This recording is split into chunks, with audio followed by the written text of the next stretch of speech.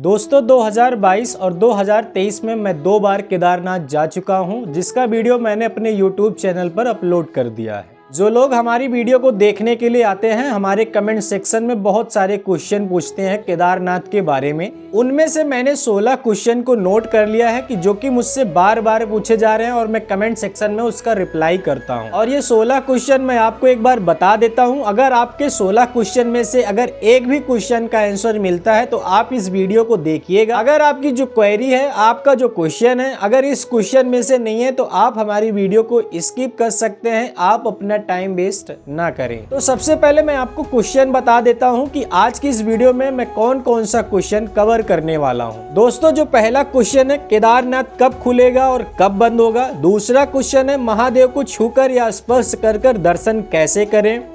तीसरा question cover करूंगा, केदारनाथ जाने का सही समय क्या है। चौथे क्वेश्चन के बारे में बताऊंगा कि केदारनाथ की चढ़ाई कितने घंटे की है। पांचवा जो क्वेश्चन है जिसको मैं कवर करूंगा, केदारनाथ जाने के लिए एक व्यक्ति का पैसा कितना लगता है। छठवां क्वेश्चन है, केदारनाथ अकेले जा सकते हैं क्या।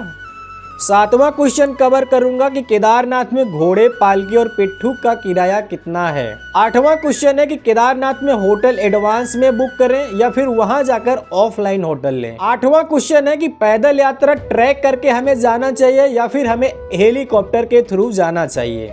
नौवां क्वेश्चन है कि केदारनाथ की यात्रा के लिए कितने दिन की छुट्टी लेनी चाहिए। 11वां क्वेश्चन है कि हरिद्वार से केदारनाथ तक कैसे जाएं। 12वां क्वेश्चन है कि हरिद्वार से सोनप्रयाग जाने के लिए बस से जाएं या फिर पर्सनल टैक्सी लेकर जाएं।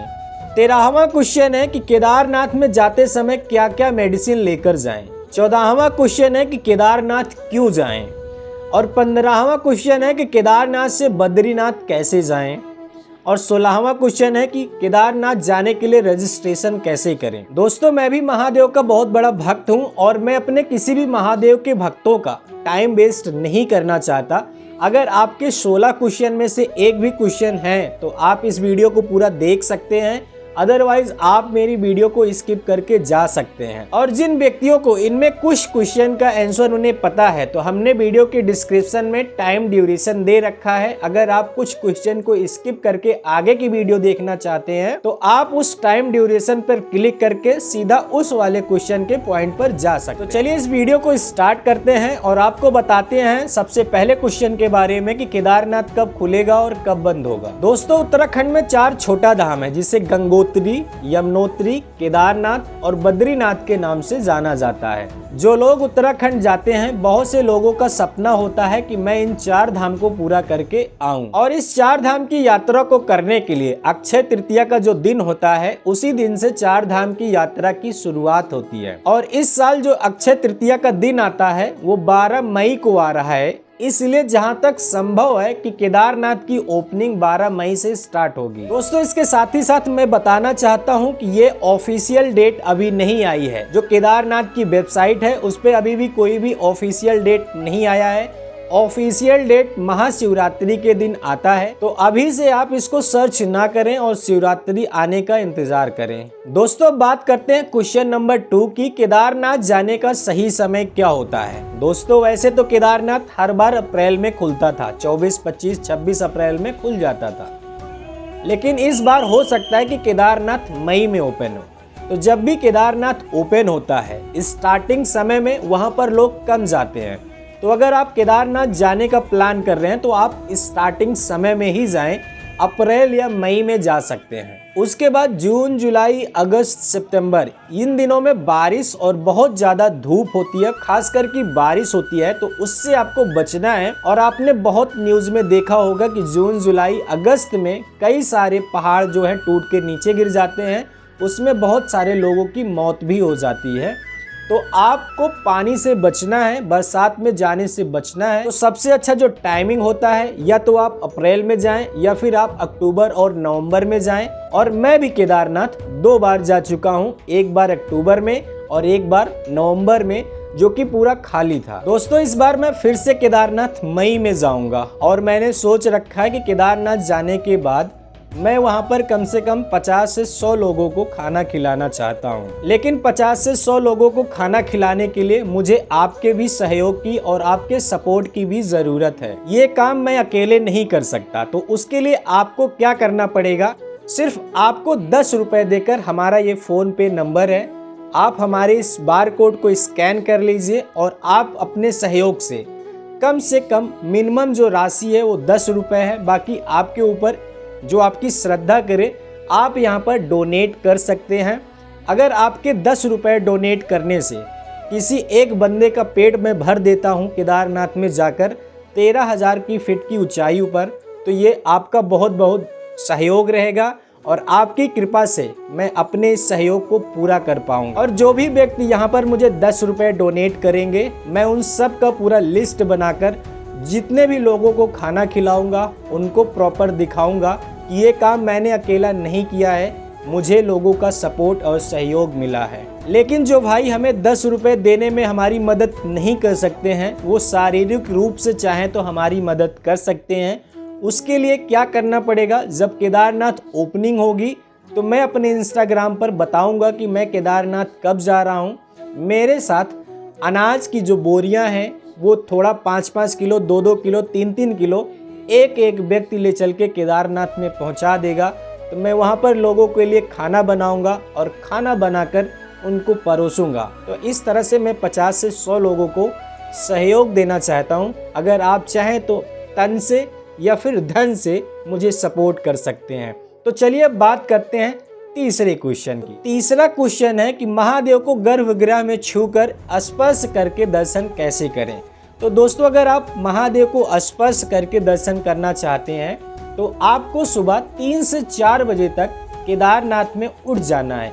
थोड़ा सा ठंडी का समय रहेगा, आप कौन से सीज़न में जा रहे हैं मुझे नहीं पता, लेकिन अगर आप अक्टूबर में या फिर अप्रैल में जा रहे हैं तो थोड़ा सा ठंड का मौसम ज़रूर रहेगा। तो आपको सुबह 3 से 4 बजे उठ के लाइन में लग जाना है। 6 से 8 के बीच में केदारनाथ खुलता है और इस टाइमिंग के बीच में आप जाकर लाइन में अगर आप लगेंगे तो 6 से 8 के बीच में आपका नंबर आ जाएगा और आप फ्री दर्शन कर पाएंगे। आपको एक भी पैसे देने की ज़रूरत नहीं है और आप महादेव को छूकर स्पर्श करके फ्री ऑफ कॉस्ट दर्शन कर सकते हैं। 2022 में जब मैं गया था तो वहाँ पे भगवान को छूने के लिए, दर्शन करने के लिए कोई भी पैसे नहीं थे। और इस बार जब मैं 2023 में गया तो वहाँ पर अलग अलग पंडितों द्वारा अलग अलग चार्ज लिया जा रहा था। मैंने कई लोगों से पूछा तो वहाँ पर लोगों ने बताया कि यहाँ पर 5 बंदों का 5,000 रुपया लिया जाता है। अगर आप इस टाइम के दौरान 6 से 8 के दौरान अगर आप फ्री दर्शन नहीं कर पाए हैं, उसके बाद अगर आप महादेव को छूना चाहते हैं तो आपको 5 बंदों का 5,000 रुपये देना पड़ेगा। वहीं अगर आप एक बंदे हैं तो भी आपको 5,000 देना पड़ेगा। तो अगर आप 5 बंदों के साथ गए हैं, ग्रुप बना के गए हैं, तो आप 1,000 रुपये दे सकते हैं। बहुत ज़्यादा नहीं है, क्योंकि आप 13,000 फीट की ऊंचाई पर गए हैं और महादेव के बिना छुए, बिना पैर दबाए कैसे आ सकते हैं। तो अगर आप फ्री में दर्शन करना चाहते हैं तो आप सुबह 4 बजे उठ जाइए, लाइन में लग जाइए। 6 से 8 के बीच में फ्री दर्शन होता है। अगर आपका नंबर आगे आ गया और आप सुबह 4 बजे उठकर सबसे पहले लाइन लगा लेते हैं तो आप फ्री में दर्शन कर सकते हैं। जय श्री महाकाल। अब हम बात करते हैं चौथे क्वेश्चन की। चौथा क्वेश्चन है कि केदारनाथ की चढ़ाई कितने घंटे में हम पूरी कर सकते हैं। तो दोस्तों, ये आपके ऊपर डिपेंड है। जैसे कि अगर आप फैमिली के साथ जा रहे हैं तो आपके फैमिली में या फिर आपके दोस्त के साथ जा रहे हैं तो उसमें से कोई ना कोई एक ऐसा व्यक्ति होगा जिसको थोड़ी बहुत बीमारी भी होगी और वो धीरे धीरे चढ़ाई कर सकता है। जैसे कि हम ह्यूमन हैं, हम तेज चल सकते हैं, लेकिन दूसरे बंदे की कैपेबिलिटी के बारे में हमें नहीं पता है कि वो कितना तेज चल सकता है, ट्रैक कर सकता है। वैसे मोटा मोटा देखा जाए तो एक फिट व्यक्ति जो दौड़ता है, रोज ट्रेनिंग लेता है, फिट है, युवा है, वो केदारनाथ की चढ़ाई 6 से 7 घंटे में फिर भी चढ़ सकता है। लेकिन अगर आप फैमिली के साथ जा रहे हैं तो आप 10 से 12 या फिर 14 घंटे में भी आपको टाइम लग सकता है। मैक्सिमम मान के चलो कि 12 घंटे अगर एक आम युवा है, फिट भी हैं लेकिन रोज़ दौड़ते नहीं हैं, तो आपको कम से कम 12 घंटे लगेंगे। तो जब भी आपको केदारनाथ की ट्रैकिंग करनी है आपको सोनप्रयाग में सुबह 4 बजे उठ जाना है। 2 घंटे अपने स्कैनिंग डॉक्यूमेंट प्रोसेसिंग करवानी है, डॉक्यूमेंट वेरीफाई करवाना है। वहाँ से सोनप्रयाग से आपको गौरीकुंड जाने के लिए ऑटो मिल जाएगा, कैब मिल जाती है, सोमो टैक्सी होती है, 50 रुपये लेती है। कुल मिला के मेरा मोटा मोटा कहने का मतलब यही है कि आपको सुबह सुबह ट्रैक स्टार्ट कर देना है। बाई चांस अगर आपको 12 घंटे ट्रैकिंग में लगते हैं तो अगर आप सुबह 4 बजे स्टार्ट करते हैं तो शाम को 4 बजे तक पहुंच जाएंगे। उसके बाद आप जाके वहां पे अपना रूम वगैरह ढूंढ लेंगे, फिर आप सो जाएंगे। तो आप हमारे हिसाब से ही इस हिसाब से अपना ट्रैक का प्लान कीजिएगा। अब बात करते हैं क्वेश्चन नंबर 5 की। क्वेश्चन नंबर 5 बहुत ही ज़्यादा इम्पोर्टेंट है। हर कोई व्यक्ति ये जानना चाहता है कि केदारनाथ जाने में कितना पैसा लगता है। तो दोस्तों सबसे पहले मैं आपको बता दूं कि अगर आप पर पर्सन के हिसाब से जानना चाहते हैं तो आप अगर सिंगल व्यक्ति हैं तो आपको कम से कम 10,000 रुपये का बजट प्लान करके चलना चाहिए। 10,000 क्यों बता रहा हूँ? 10,000 में से आपका मोटा मोटा 6 से 7,000 रुपये आपका केदारनाथ ट्रैक में लगेगा। लेकिन मैं 4,000 रुपये इसलिए बता रहा हूँ कि बाई चांस खुदा न खास्ता आपका किसी तरह का ट्रैक के दौरान एक्सीडेंट हो जाता है, या फिर आपके ऊपर कोई घोड़ा चढ़ जाता है, या फिर आपको चक्कर आने लगते हैं, या फिर आपको बुखार आ जाता है, या फिर आपको जुकाम हो जाता है, आपको सर्दी लग जाती है, तो 4,000 रुपये आपके पास एक्स्ट्रा होने चाहिए कि अगर आपको वहाँ पे कुछ हो जाता है तो वहाँ पे रास्ते में मेडिसिन भी होती है, तो आप जाके वहाँ से मेडिसिन ले सकते हैं, अपना ट्रीटमेंट करवा सकते हैं। और मैं नहीं चाहता कि महाकाल महादेव की कृपा से आपको ये सब कुछ हो। दोस्तों बात करेंगे क्वेश्चन नंबर 6 की, और ये बहुत ही ज़्यादा इम्पोर्टेंट है, आप इसको एक बात ज़रूर नोट करके जाएं। क्वेश्चन नंबर 6 ये है कि क्या मैं अकेले ट्रैक करके केदारनाथ जा सकता हूँ? तो हाँ, आप बिल्कुल ट्रैक करके केदारनाथ जा सकते हैं। लेकिन अगर आप अकेले केदारनाथ जा रहे हैं तो इसमें एक रिस्क है। रिस्क ये है कि सबसे पहले जब आप अकेले केदारनाथ जाएंगे तो आप अपने साथ अपना आधार कार्ड, अपना एड्रेस प्रूफ, अपना फ़ोन नंबर, अपने फैमिली मेम्बर को किसी को दे के जाएँ, और एक अपना फ़ोन नंबर, अपना आधार कार्ड ले के जाएँ। देखो यार, 14 किलोमीटर की ट्रैकिंग है, आप अकेले जा रहे हो, खुदा न खास्ता वहाँ पे आपको चक्कर, खांसी, जुकाम कुछ भी आने लग गया, आप बीमार पड़ गए, आपको किसी की हेल्प की ज़रूरत है, तो आपकी मदद वहाँ पर कौन करेगा? इसलिए हमेशा साथ में कम से कम 2 बंदे होने चाहिए, क्योंकि अगर आप बीमार पड़ गए या आपके साथ खुदा न खास्ता कुछ हो गया तो दूसरा व्यक्ति आपके घर को इन्फॉर्म कर सकता है कि आपको कुछ हो गया है। तो इसलिए 2 आदमी जाना बहुत ज़्यादा कंपलसरी है। मैं रिक्वेस्ट करता हूँ कि यार प्लीज़ सिंगल मत जाना, कम से कम 2 लोग लेके ज़रूर जाना। 7वां क्वेश्चन भी बहुत ज़्यादा इम्पोर्टेंट है, और ये खास करके उनके लिए है कि जो व्यक्ति थोड़े से हेल्दी हैं, वो सोचते हैं कि केदारनाथ में मुझे खच्चर, पालकी, पिट्ठू लेना चाहिए। तो सबसे पहले मैं आपको रिक्वेस्ट करता हूँ कि आप खच्चर ना लें। खच्चर के बजाय अगर आप चाहते हैं तो हेलीकॉप्टर बुक करके आ सकते हैं, लेकिन आपको खच्चर नहीं लेना चाहिए। खच्चर क्यों नहीं लेना चाहिए ये आपको मैं एक्सप्लेन करता हूँ।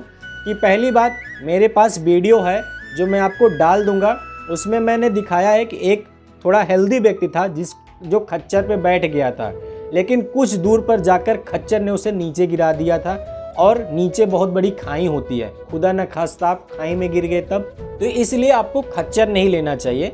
दूसरी बात, चलो ठीक है, जो लोग बुजुर्ग हैं, थोड़ी दूर पैदल चलते हैं, बाई चांस थक गए, लेकिन उनको अब खच्चर की ज़रूरत पड़ती है, तो मैं आपको बता दूं कि अगर आप केदारनाथ में खच्चर, पालकी, पिट्ठू कुछ भी लेते हैं तो आपको इस स्टार्टिंग पॉइंट से ही ले लेना चाहिए। अगर आप गौरीकुंड में पालकी, पिट्ठू, खच्चर लेते हैं तो ये आपको सस्ता मिल जाएगा। लेकिन अगर आप सोचते हैं कि 18 किलोमीटर 24 किलोमीटर का जो भी ट्रैक है मैं इसको चलता हूँ, 6 किलोमीटर चलने के बाद मैं पिट्ठू, पालकी, खच्चर ले लूँगा, मुझे सस्ता मिल जाएगा, तो ये आप भूल कर रहे हैं। क्योंकि आप जब 6 किलोमीटर ट्रैक कर लेंगे तो वहाँ के जो पालकी, पिट्ठू, खच्चर वाले हैं उनको भी लग जाता है कि आप थक चुके हैं और अब आप आगे नहीं चल पाएंगे, तो वो आपसे डबल चार्ज लेते हैं। अगर आप गौरीकुंड से खच्चर लेते हैं तो आपको वही खच्चर 3,000 रुपये में मिल जाएगा। लेकिन अगर आप 2 किलोमीटर 3 किलोमीटर आगे जाने के बाद लेते हैं तो वही खच्चर आपको 3,500, 4,000, 4,500 में मिल जाएगा। जो बुजुर्ग लोग हैं जो नहीं चल पाते हैं, पालकी, पिट्ठू लेना चाहते हैं, तो पालकी और पिट्ठू ये डिपेंड करता है कि आपका वेट कितना है। हो सकता है कि आप अपने बच्चे को पालकी पिट्ठू में बिठा रहे हैं,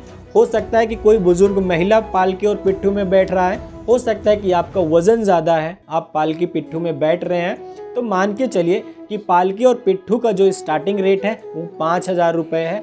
दोस्तों अब बात करते हैं 8वें क्वेश्चन की। 8वें क्वेश्चन में मैं आपको ये बताऊंगा कि केदारनाथ जाने से पहले एडवांस में होटल बुक करें या फिर वहां जाकर ऑफलाइन होटल बुक करें। दोस्तों ये टॉपिक भी बहुत ज़्यादा इंपॉर्टेंट है, क्योंकि बहुत सारे लोग सोचते हैं कि मैं एडवांस में होटल बुक कर लूँ। दोस्तों अगर आप पहली बार केदारनाथ जा रहे हो तो मैं आपको रिकमेंड करता हूं कि आप एडवांस में होटल मत बुक करना। इसके पीछे का रीज़न क्या है कि अगर आप केदारनाथ की ट्रैकिंग कर रहे हैं तो हो सकता है कि रास्ते में आप 6 किलोमीटर चलने के बाद थक जाएं, या फिर आप 12 किलोमीटर चलने के बाद थक जाएं और आपको पता नहीं है कि आपने कौन से लोकेशन पे अपना होटल बुक किया है। आपको सिर्फ नाम पता होता है। जब आप पहली बार गए होते हैं तो आपने सिर्फ वेबसाइट पे गए, आपने नाम देखा और होटल बुक कर दिया, लेकिन आपको पता नहीं है वो लोकेशन होती कहाँ है, क्योंकि उस लोकेशन तक पहुँचते पहुँचते आप पूरा केदारनाथ पहुँच जाते हो। तो आपको सबसे पहले अगर आप होटल बुक कर रहे हैं तो आप लोकेशन सही से मायने लगा लेना कि मैं इस लोकेशन से बुक कर रहा हूँ, या फिर आप मेरे इंस्टाग्राम पर मुझसे पूछ सकते हैं। यहाँ पर ये मेरा इंस्टाग्राम आईडी है, यहाँ पर आप मुझसे पूछ सकते हैं कि मैं इस लोकेशन पे बुक कर रहा हूँ, क्या मैं पहुँच पाऊँगा या नहीं पहुँच पाऊँगा। तो सबसे पहले आपको इस बात का ख्याल रखना है कि आप पहुँच पाओगे या नहीं पहुँच पाओगे। जैसे कि आज आपने ट्रैकिंग स्टार्ट किया और कल आपका होटल का रूम है, अगर आप होटल के रूम तक नहीं पहुँच पाए तो वो पैसा आपका रिफ़ंड नहीं होगा, किसी भी हालत में वो आपको रिफ़ंड नहीं देंगे, वो आपका पैसा बेकार जाएगा। तो इस बात का आपको खास ख्याल रखना। दूसरी बात इसमें यह है कि आपको अब ऑफलाइन लेना चाहिए। तो हाँ, तो मैं आपको 100% कहता हूँ जब भी आप केदारनाथ जाएं होटल वगैरह कुछ भी बुक करके ना जाएं। इसके पीछे का रीज़न ये है कि अगर आप रास्ते में 3 किलोमीटर, 5 किलोमीटर, 10 किलोमीटर के बाद अगर आप रेस्ट लेना चाहते हैं तो कहीं ना कहीं आपको रूम मिल जाएगा। थोड़े से चार्ज ज़्यादा लेंगे, 400 से 500 रुपये, लेकिन आपको वहाँ पे भी रूम मिल जाएगा। तो आप कहीं पे भी बीच रास्ते में रुककर आराम कर सकते हैं, रेस्ट कर सकते हैं, सो सकते हैं। बाई चांस अगर आप बीच में नहीं रेस्ट करना चाहते और आप केदारनाथ पहुंच गए, वहां जाके रेस्ट करना चाहते हैं, तो वहां पर अगर आपको होटल रूम नहीं मिल रहा, अगर आपके पास ज़्यादा पैसे हैं तो आपको अच्छा होटल भी मिल जाएगा। तब जाके आप ऑफलाइन 2-4 जगह घूमिए, पूछिए होटल का क्या रेट है, जहां पर आपको अच्छा लगे आप वहां पे होटल ले लें। होटल पे ही क्यों डिपेंड होना है भाई, मैं होटल नहीं लूँगा। मैं तो कहता हूँ वहाँ पे टेंट मिल जाते हैं यार। अगर आप 4 से 5 लोग जाते हैं तो वहाँ पर आपको 200 रुपये पर पर्सन के हिसाब से टेंट मिल जाता है। जब आप 18 से 24 किलोमीटर की ट्रैकिंग करके जाते हैं तो आप पूरी तरह से थक जाते हैं, आपके पैरों में सूजन आ जाती है। तो आप अगर वहाँ पे टेंट लेते हैं तो टेंट में भी आपको ठंड नहीं लगती है। उनके पास अच्छा सा बिस्तर होता है, 200 रुपये पर पर्सन के हिसाब से टेंट मिल जाता है, तो आप टेंट में भी रहकर आराम से सो सकते हैं। तो इसलिए मैं आपको रिकमेंड कर रहा हूँ कि आपको होटल नहीं बुक करना है, क्योंकि होटल बुक करोगे अगर आप टाइमिंग पे नहीं पहुँच पाओगे तो आपके पैसे वेस्ट जाएंगे। बाकी आपके ऊपर डिपेंड करता है कि आपको क्या करना चाहिए। दोस्तों बात करते हैं 9वें क्वेश्चन की, जो कि बहुत ही ज़्यादा इंपॉर्टेंट है। अब बात करते हैं कि पैदल ट्रैक करके यात्रा करें या फिर हेलीकॉप्टर से ट्रैक करके यात्रा करें। तो दोस्तों इसमें 2 बातें हैं। अगर आप एडवेंचर पसंद करते हैं और अगर आप सोचते हैं कि महादेव के पास मुझे दर्शन करने जाना है, मैं अपना तन मन धन पूरा महादेव को देना चाहता हूँ और मेहनत करके उनके पास पहुँचना चाहता हूँ, एडवेंचर पसंद है, ट्रैकिंग पसंद है, तो आपको मैं सजेस्ट करूंगा कि आप पैदल जाना। जो लोग 40 से 60 के बीच में हैं, मैं उनको 100% रिकमेंड करता हूं कि आप हेलीकॉप्टर से ही जाना,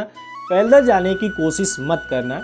अगर आप पैदल जाते हैं या फिर आप हेलीकॉप्टर से जाते हैं, जैसे कि मैं मान के चलो कि मैं पैदल जा रहा हूँ, मैं एक युवा हूँ और मैं पैदल जा रहा हूँ, तो रास्ते में मैं कम से कम पानी पीने में, खाना खाने में, पराठा, मैगी, सैगी, सोने में, जैसे कि मैं पैदल जा रहा हूँ तो मैं वहाँ पर एक रात गुजारूंगा, रास्ते में कहीं भी रुक सकता हूँ, खाना खाऊंगा, तो इन सब चीज़ों में आपके 1000 रुपये खर्च हो जाएंगे।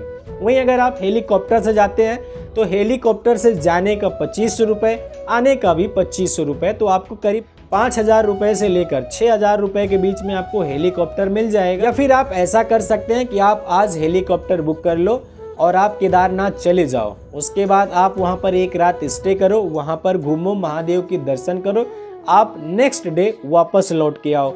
लेकिन बहुत से लोग ऐसे करते हैं कि हेलीकॉप्टर बुक कर लेते हैं, गए 10 मिनट में महादेव के दर्शन किए और वहाँ पे आधा घंटा रहे, दर्शन किए, फिर 10 मिनट में वापस चले जाए। तो ऐसे केदारनाथ जाने का कोई फ़ायदा नहीं होता है। तो खास करके मैं रिकमेंड करूँगा कि आप पैदल जाएं, लेकिन अगर आप 40 से 60 के बीच में हैं तो मैं आपको रिकमेंड करूँगा कि आप हेलीकॉप्टर लेके ज़रूर जाएं। दोस्तों, मैं बात करता हूँ 10वें क्वेश्चन के बारे में कि केदारनाथ जाने के लिए कितने दिन की छुट्टी लेनी चाहिए ऑफिस से।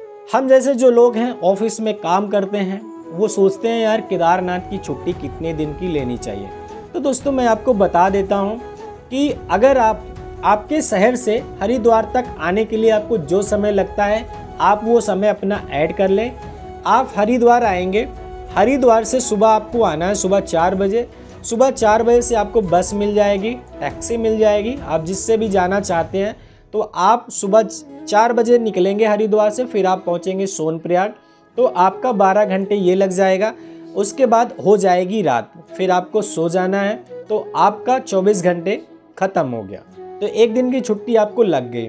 दूसरे दिन आपको उठ जाना है, फिर आपको सुबह 4 बजे ट्रैकिंग स्टार्ट कर देनी है। फिर आप 12 घंटे ट्रैकिंग करोगे और आप जाओगे केदारनाथ में, सो जाओगे। तो आपका 2 दिन ख़त्म हो जाएगा। तीसरे दिन क्या होगा, फिर आप तीसरी सुबह उठोगे और तीसरी सुबह उठने के बाद 4 बजे आप फिर से लाइन में लग जाओगे और आपको मान के चलो कि आप 10 से 11 के बीच में भगवान महादेव का, भोलेनाथ का दर्शन कर लेते हैं। तो आप 11 से 12 वहाँ से नीचे उतरना स्टार्ट करोगे। तो आप जब नीचे उतरोगे तो आपके करीब 7 घंटे फिर से लग जाएंगे।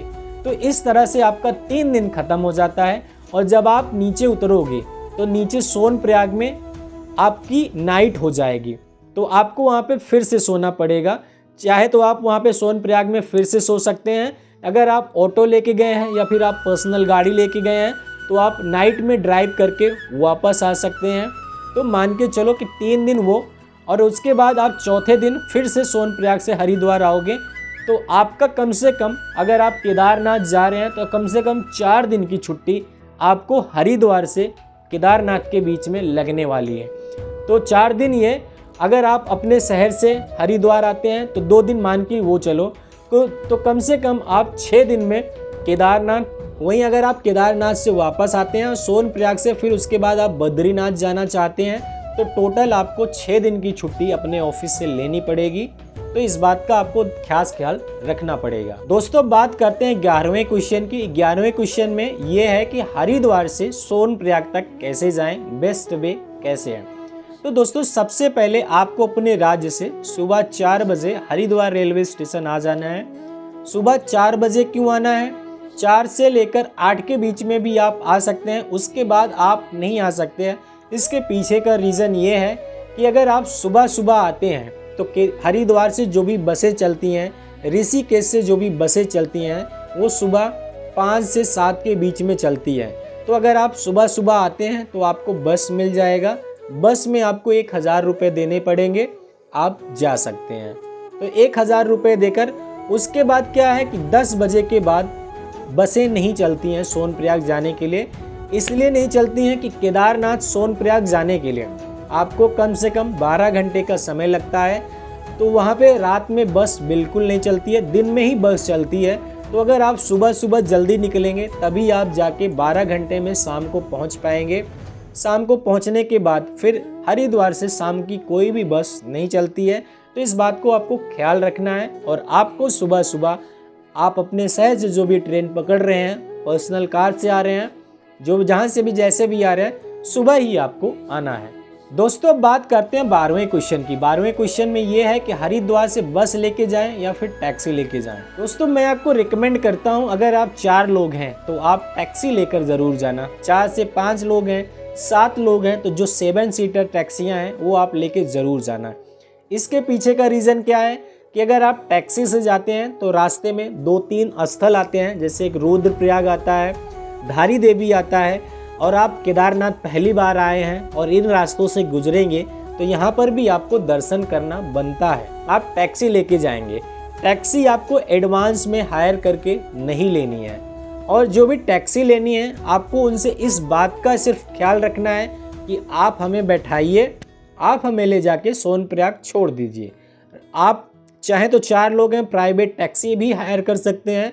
4 लोगों के हिसाब से अगर आप प्राइवेट टैक्सी लेते हैं तो 4,000, 4,500, 5,000 रुपये, इससे ज़्यादा को आपको टैक्सी वाले को नहीं देना है। वहीं अगर आप हरिद्वार रेलवे स्टेशन उतरते हैं तो वहाँ पे बहुत सारे टैक्सी वाले मिल जाएंगे, आपको 2 धाम यात्रा का ऑफ़र करते हैं। तो अगर आपको लगता है कि हम 4 पर्सन हैं और हमें 2 धाम यात्रा करना है, तो आप जब टैक्सी वाले से बात करते हो तो टैक्सी वाले आपको 4,500 रुपये से लेकर 6,000 रुपये पर डे के हिसाब से आपसे चार्ज लेते हैं। उसमें आपका घाटा पड़ेगा। जब आप केदारनाथ की यात्रा की चढ़ाई पर चले गए तो आप वहाँ से कितने दिन में लौटते हैं? 1 दिन में लौटते हैं, 2 दिन में लौटते हैं, तो आपका 2 दिन का जो पैसा है वहाँ पर वो फर्जी जाएगा। तो इसलिए आप जो भी टैक्सी लें, आप उनसे बोलें कि आप मुझे ले चल के सोनप्रयाग छोड़ दें, उसके बाद आपकी वहाँ से रिस्पॉन्सिबिलिटी ख़त्म है। फिर जब आप वापस आएँ तो फिर वहाँ पे आपको कोई टैक्सी वाला मिलेगा, आप उससे बोलो कि मुझे बद्रीनाथ छोड़ दें और वहाँ से बद्रीनाथ से मुझे वापस लाने के कितने पैसे लोगे। तो आप इस तरह से बात कर सकते हैं, तो आपके 2 दिन के पैसे बच जाएंगे। अब जैसे कि मैंने टैक्सी हायर किया था, मैं भी 4 लोग गया था, तो मैंने हरिद्वार से टैक्सी हायर कर ली। मैं गया सोनप्रयाग में, वहाँ पे बहुत ज़्यादा भीड़ थी, पार्किंग का भी सिस्टम नहीं था। ऊपर से टैक्सी वाले के नखरे होते हैं कि मैं 7 से 7 ही गाड़ी चलाऊँगा, जैसे सुबह 7 बजे से लेकर शाम को 7 बजे तक। केदारनाथ से वापसी आ रहे हैं और आप 5 बजे आ गए, तो वो क्या करेंगे, कहेंगे अब सिर्फ 2 घंटे गाड़ी चलाऊंगा। 2 घंटे में आपको ले जाके बीच में कहीं भी होगा रोक देंगे, कहेंगे भैया अब मेरा 7 बज गया है, 7 बजे के बाद शाम को मैं गाड़ी नहीं चलाऊंगा। तो आप इस बात का खास ख्याल रखना कि आपका करीब 2 दिन का पैसा बच जाएगा, अगर आप मेरी बात को मानते हैं तब। दोस्तों अब बात करते हैं 13वें क्वेश्चन की। 13वें क्वेश्चन में केदारनाथ में क्या क्या मेडिसिन लेके जाएं। तो दोस्तों आपको इस बात का खास ख्याल रखना है कि चाहे आप एकदम फिट व्यक्ति हैं, आपको कभी कोई बीमारी नहीं होती है, या फिर आपको कोई बीमारी होती भी है, तो आप जब भी केदारनाथ जा रहे हैं अपने साथ लेग स्प्रे 100% रखना, नोजल स्प्रे 100% रखना, फीवर की दवाई 100% रखना, पेन किलर 100% रखना, नींद आने की गोली 100% रखना, माइग्रेन की गोली 100% रखना। इन सबको ले जाने से क्या होगा, तो दोस्तों जैसे आप 2 किलोमीटर की ट्रैकिंग करते हैं और आपके पैरों में सूजन आने लगती है, आपके पैर जवाब देने लगते हैं, तो आप वहाँ पे लेग स्प्रे मार लेंगे। हो सकता है कि आप 6 किलोमीटर की ट्रैकिंग करें, तो हो सकता है आपको कोल्ड हो सकता है, क्योंकि आप इस वाले इन्वायरमेंट में पहले कभी आए नहीं हो, तो आप नोजल स्प्रे लेके जाएंगे तो वहाँ पे आप सूंघ सकते हैं। और एक चीज़ है जो आपको 100% मिस नहीं करना है, भाई साहब कपूर ज़रूर लेके जाना। सब कुछ भूल जाना, लेकिन कपूर ले जाना बिल्कुल मत भूलना। इससे क्या होगा कि जब आप केदारनाथ की ट्रैकिंग कर रहे हैं तो रास्ते में आप इस तरह से उसको सूंघते हुए जाएंगे, तो अगर आपको ऑक्सीजन की कमी महसूस होगी तो कपूर आपका सपोर्ट करेगा और आपकी जो सांसें फूलेंगी वहाँ पे उसको रोक देगा कपूर। तो आप कपूर ज़रूर अपने साथ लेके जाना। दोस्तों अब मैं बात करता हूँ 14वें क्वेश्चन की कि केदारनाथ क्यों जाएं। देखो दोस्तों, तुम क्यों केदारनाथ जा रहे हो मुझे नहीं पता, लेकिन मैं केदारनाथ पहली बार क्यों गया था तो आप मेरी सुन लो। दोस्तों जब मैं पहली बार केदारनाथ गया था तो मुझे ज्योतिर्लिंग क्या होता है, केदारनाथ क्या होता है, वहाँ पर क्यों जाना चाहिए, मुझे इन सब के बारे में बिल्कुल नहीं पता था। मैं दिल्ली में रहता था, एक MNC कंपनी में जॉब करता था और वहाँ की दुनिया में, वहाँ की लाइफ स्टाइल में व्यस्त था। सिर्फ एक सपना था, केदारनाथ जाऊँगा। क्यों जाऊँगा, क्योंकि रील और वीडियो देख के केदारनाथ में जाके फ़ोटो खिंचाने का मज़ा ही कुछ और था। तो यही सोच के मैं पहली बार केदारनाथ गया था। जब मैं केदारनाथ गया था तो मेरे अंदर बहुत सारे अवगुण थे जिसको मैं अभी एक्सप्लेन नहीं कर सकता।